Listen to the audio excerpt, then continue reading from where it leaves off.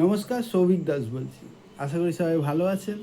আজকে কথা বলে নেব সেই পুরানো ট্র্যাডিশনাল ফিক্সড ডিপোজিটের ব্যাপারে, যেটা এখন আর সেরকমভাবে চলে না।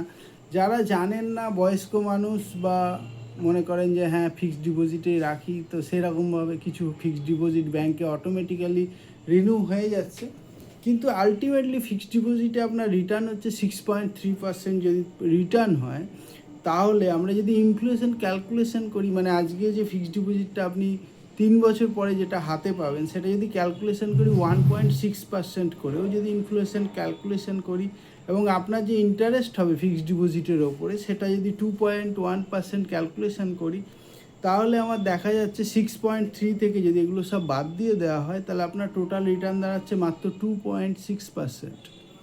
তার মানে ফিক্সড ডিপোজিট যদি আপনি করেন 6.3%, আপনার ইনফ্লেশন এবং আপনার যে ইন্টারেস্ট হবে সুদের ওপরে, সেইগুলো সব ক্যালকুলেশন করলে অ্যাকচুয়াল রিটার্ন হচ্ছে 2.6%।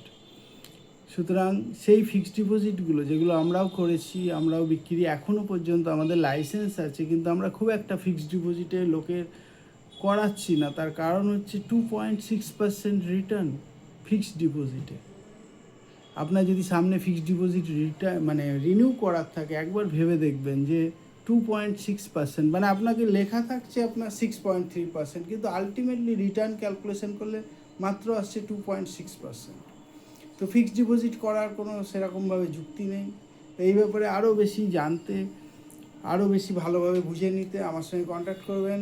মিনিমাম রিটার্ন হওয়া উচিত অন্তত 12%, 13%। এই স্টাইলে রিটার্ন এলে তবু কিছু ইনফ্লেশনকে বিট করা যায়। তো ভালো থাকবেন সবাই।